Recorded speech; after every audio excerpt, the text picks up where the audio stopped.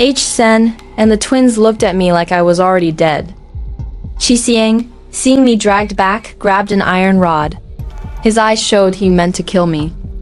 I stayed silent as he swung the rod at my head. My mind spun, vaguely hearing someone say something about trading for a young student, or it won't be fun. Then I passed out, knowing nothing more. When I woke, my head felt like it would split, my face sticky with blood, the taste metallic and foul. I was still on the truck, tied up on the seat. Kung's face was stormy like a brewing rain. My head throbbed, unsure why I was alive, enduring the pain silently. After a while, Xiang said coldly, "Dijang, you really don't want to join us, do you?"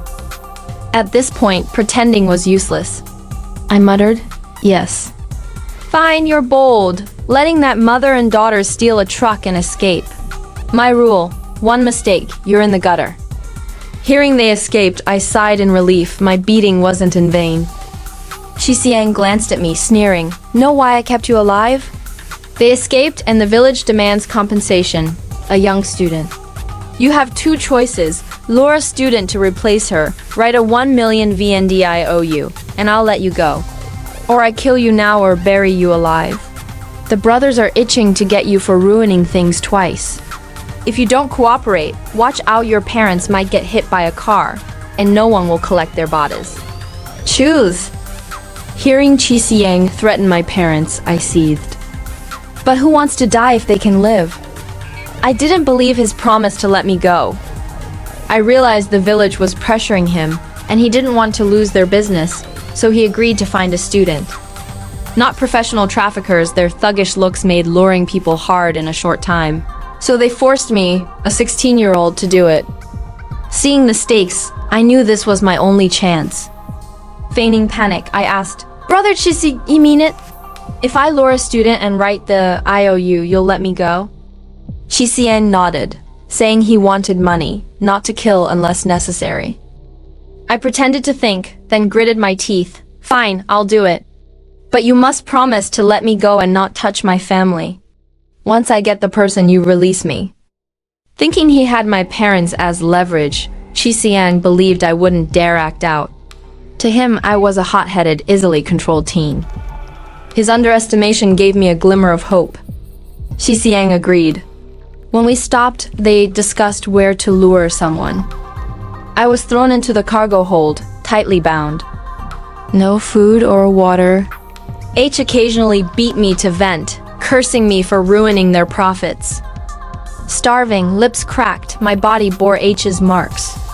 Xiang ordered my face spared for luring the student.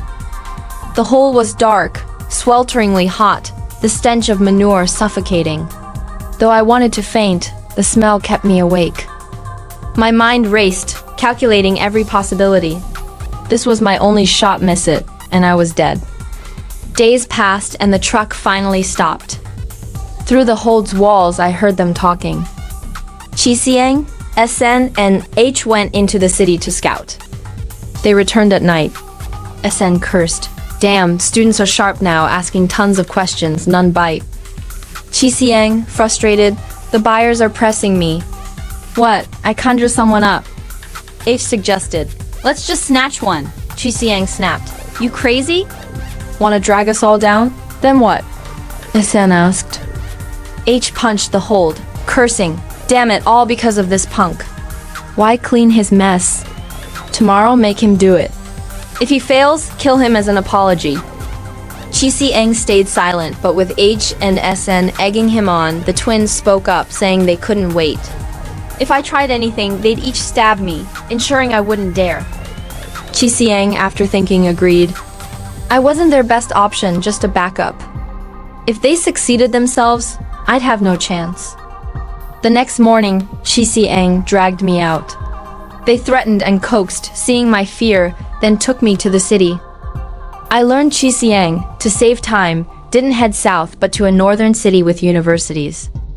The 6 of us rode in one truck. In the city, they parked in a quiet alley.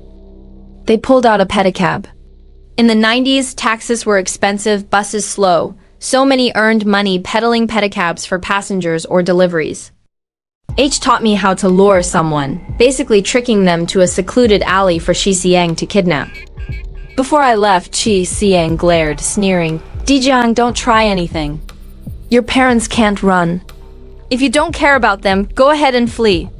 I've got 100 ways to make them die horribly." My heart raced, but I said, "I won't dare. I want to live." Shi Xiang nodded, satisfied. "I'll pedal behind you. We'll hit Thanjuan Street, lots of students. Get a girl on the pedicab and I'll handle the rest." I nodded. Unfamiliar with the city, Shi Xiang led me to Thanjuan Street. The wide street, lined with banyan trees, was impressive. I walked, scanning the crowd, occasionally glancing at Shi Xiang. Shi Xiang and the others trailed 40 or 50 meters behind, keeping me in sight, giving me no chance to escape. I didn't dare act rashly, pretending to search. Soon, I spotted a gentle-looking girl with long hair, wearing a floral dress, clearly a student. She walked, studying a small notebook. Shi Xiang saw her, signaling me to approach. I walked up, glancing at her notebook filled with English words, and said naively, "Miss, I'm looking for my little brother. Can you tell me how to get to Hanoi University?" She looked up, politely pointing. "Go straight. Turn right at the third intersection." I said, "God, the city's so big, I'm lost. Can you guide me?" She smiled. "I'm heading there. Let's go together." Hearing her agree, I saw Shi Xiang inch closer and hesitated before saying, "Walking slow, and I'm in a hurry. Let's take the pedicab." She didn't suspect anything. I waved Shi Xiang over and we got on. As I climbed in, I grabbed a tiny shard of broken glass from the pedicab floor. At this point, Shi Xiang was less wary of me. Everything was going as planned. I smiled at her. "Thanks, miss. What's your name?" She said her name was Tam, Nguyen Thao Tam. I noticed a jade pendant on her necklace, round and beautiful. Pointing at it, I feigned surprise. "Is that Hoa Giant jade? But why is it broken? Not fake, is it?" Tam, annoyed, said, "No way it's fake. This is my grandma's heirloom, a yin-yang jade pair, passed down generations. I wear half, the other half makes it whole. Really? Can I see?" "No, it's an heirloom." She stuck out her tongue, refusing to show me.